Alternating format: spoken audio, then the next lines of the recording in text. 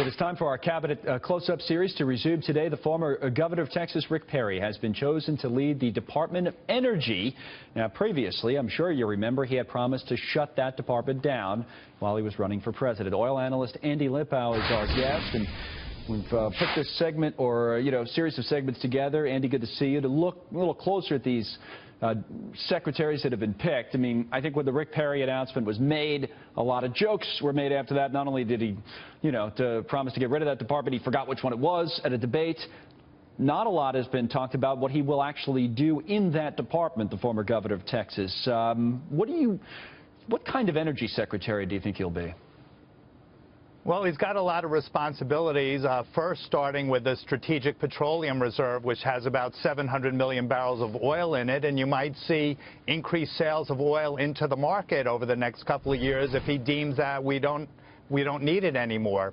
The second thing that he has, he's in charge of what's called the Loans Program Office, which is the department that gave the loans to Solyndra. And since we now have an administration that's not so in favor of renewable fuels, you could see a lot of those alternative energy programs disappear under his administration. The third thing he's got to contend with is a lot of the nuclear facilities around the country, and that's going to come under his watch to make sure they continue to operate safely. Okay, that's interesting. Let me take that second topic that you brought up, and what types of programs will be supported. As you alluded to, this current administration has been very supportive of alternative fuels, the Solyndra episode and other episodes that we've reported on a lot through the years. Now, this incoming administration, it looks like, will be more supportive of what are looked upon as being kind of older style of, energy use, with coal and other things. So where can Governor Perry, soon to be maybe Secretary Perry, if he's confirmed, go on that front?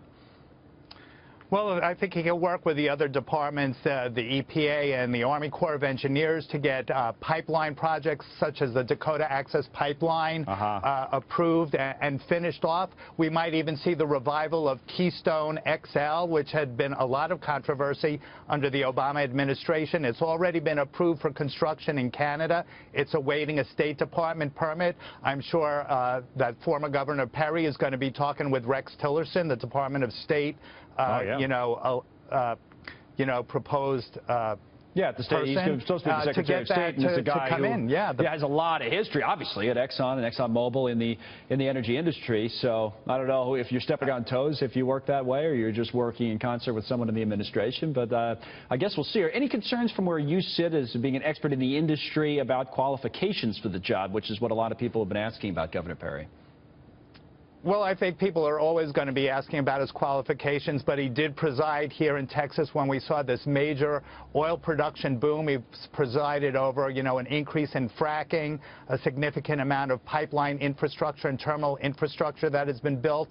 He's also been around as we've eliminated the crude oil export ban. So he's very in tune with the oil and natural gas industry, maybe less so with the coal industry. But as far as the fossil fuel package is concerned, I mean, he's in the same league with the other administration announcements of Rex Tillerson and Scott Pruitt and Donald Trump's views of fossil fuels. But if you're in the solar industry or in wind power or something like that, you'd be worried, right, about this?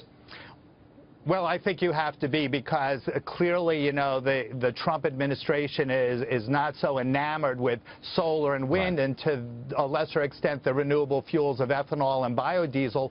So you are seeing some concern in those industries, but don't expect the renewable fuel standard to be abolished. It still is providing a lot of jobs throughout the Corn Belt and the Farm Belt in the Midwest, which is, a bastion of red state support. Now, that might be, we're going to wrap it up in a second, but that might be the Paris Agreement, then, which is more Rex Tillerson's department, I would think. Something like that you think stays in place? That would matter to those industries.